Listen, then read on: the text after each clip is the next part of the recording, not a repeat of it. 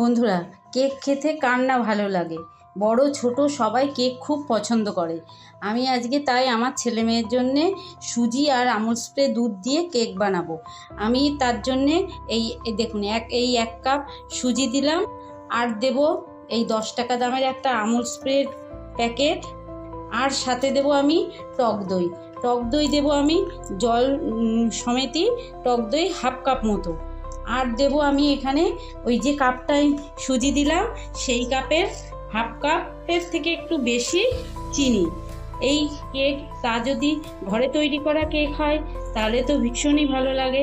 আমি এইগুলো দিয়ে মিক্সিতে ভালো করে ঘুরিয়ে আধ ঘন্টা, এই দেখুন এই এক কাপের থেকে একটু কম চিনি দিলাম, এগুলো দিয়ে ভালো করে মিক্সিতে ঘুরিয়ে আমি আধ ঘন্টা রেখে দেবো।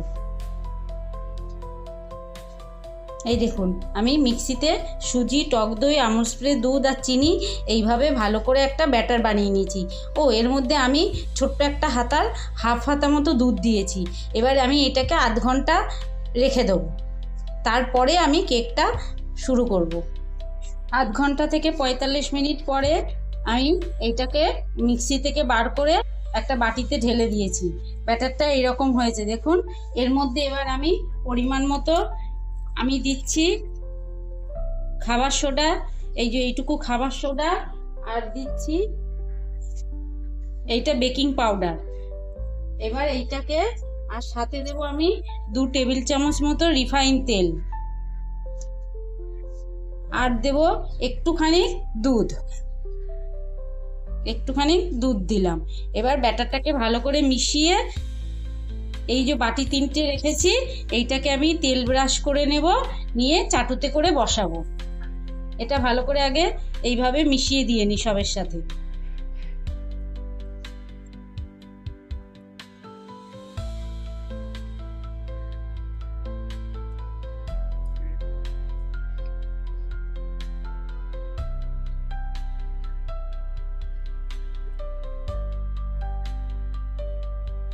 সব ব্যাটারটা সব মেশানো হয়ে গেছে।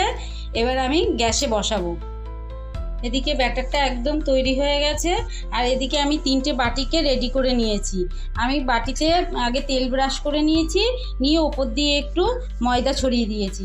এবার পরিমাণ মতো বাটিতে আমি ব্যাটারটা দিয়ে দেবো। খুব বেশি ভর্তি করে দিলে চলবে না, কারণ কেকটা ফুলবে। আমি এরকম হাফ বাটি করে দিচ্ছি। 3টে বাটিতেই আমি হাফ বাটি করে দিয়ে দেব। আর ডেকোরেশনের জন্য আমি ওপরে কাজু আর কিশমিশ ব্যবহার করব। আপনারা চাইলে অন্য কিছুও ব্যবহার করতে পারেন। আমি একটা করে কাজু আর একটা করে কিশমিশ এতে ব্যবহার করব। আমি এরকম চাটুটাকে আগে থাকতে একটু গরম করে নিয়েছি, নিয়ে বাটি 3টেকে এইভাবে বসিয়ে দিয়েছি। এবার আমার কাছে একটা কড়া ছিল ঠিক চাটুরি মাপের, আমি এইভাবে চাপা দিয়ে দিয়েছি।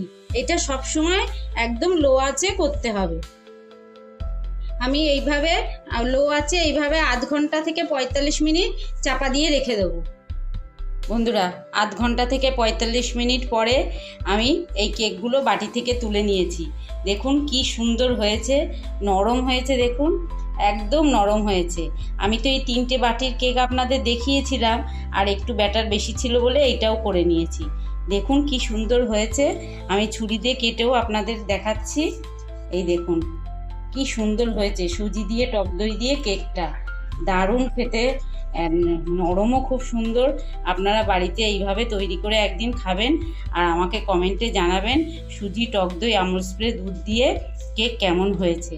ঠিক আছে, আমার রান্নাগুলো যদি ভালো লেগে থাকে তাহলে অবশ্যই লাইক, শেয়ার, কমেন্ট করবেন, আর জানাবেন যে কেমন খেতে হয়েছে।